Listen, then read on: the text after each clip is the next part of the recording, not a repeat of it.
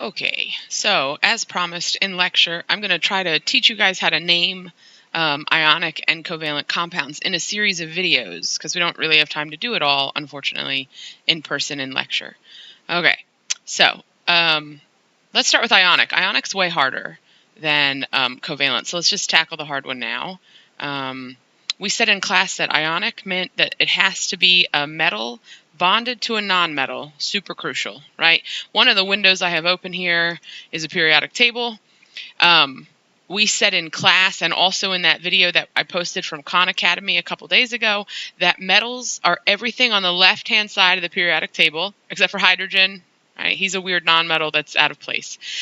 But these are alkali metals, alkali earth, and then everybody here in the middle is called a transition metal, and underneath the stairs, right, these are called post-transition metals, but we, for our purposes, will call them transition metals as well. Lots of metals on the periodic table, only a handful of nonmetals, right, over here in the blue, greens, and the greens. So when we're making an ionic bond, we know it's going to happen if something from the left-hand side bonds with something from the right-hand side. So let's take a look at what that looks like. So let's imagine we start with something really straightforward, right? Let's imagine that we start with NaCl, right? Wait for it.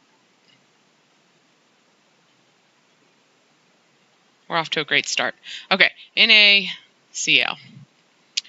We would look at who this first element is. We would go to the periodic table. We would see that it's on the left-hand side. We did a couple of these in class. We would say that this is a metal. Right? We would find that this is chlorine. He's on the right-hand side of the periodic table in the column known as the halogens, right? So we would know that he's a nonmetal. All right, we have decided then firmly that this is ionic. Once we think this is ionic, there are a couple other decisions that we have to make, and I'm going to outline those, and then I'm going to make a video about each of those, the questions that we have to ask ourselves. We have to ask ourselves where this metal comes from.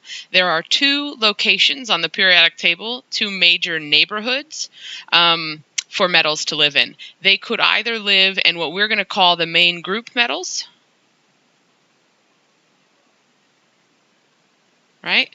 They get a certain set of rules. So if we have a main group metal, it actually makes our life a little bit easier. The other place a metal could live, the other neighborhood, right, is the transition metals. So we have to be able to distinguish between those two locations on the periodic table. It's pretty easy. It's just a spatial relationship, right? If the metals come from alkali or alkali earth, that's the main group, right? They're in the tall towers. Those are the main group elements. Anything that comes from these lower groups, these four in the middle here, and then the post-transition metals, those are going to be the transition metals, and they're going to have a set of rules that we have to learn separately. So lots of rules. So these main group metals are going to be in group 1, right? Our alkali metals. They're going to be in group 2. And actually, there's a sneaky one that lives on the far right-hand side. We throw aluminum in here as well. Aluminum has a fixed charge as well. So we're going to talk about why that's important in the next video. So aluminum lives over here with these group 1, group 2 metals, right? So these main group metals. The transition group metals are everything else, right? All transition and post-transition metals, all other metals. Okay, so when we are looking at an ionic compound and we've been asked to name it or to assign it certain rules, we have to understand where that metal comes from. Likewise, the nonmetal could come from two locations, right? So we have to then look at the nonmetal component, and we're also going to see that there are two possibilities. The nonmetal is, as in the case of chlorine here, right, could come right from the periodic table. It could be an element. One element of the nonmetal. We said in class, though, it doesn't have to be one, right? If we look up here at NaCl, I could call that binary. I've got one element represented in the metal category and one element represented in the non-metal category. I could imagine that my non-metal could also fall into that other category that we talked about right before we left that weird lecture with that party going on, that it could be a polyatomic.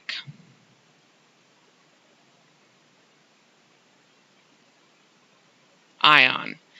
And we said in class that we were going to memorize the list of polyatomics that's included in that PowerPoint presentation I posted online for you guys. You have to memorize the list.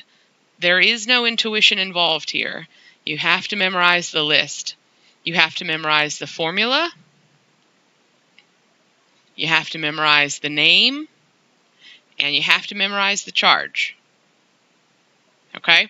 So that's the work in front of you for learning how to name ionic compounds. So first we have to know it's a metal and non-metal, and then we have to understand where the metal comes from and where the non-metal comes from. So in each of the videos to follow, we're going to first start out with the simplest, right? We're going to start out, let's use gray.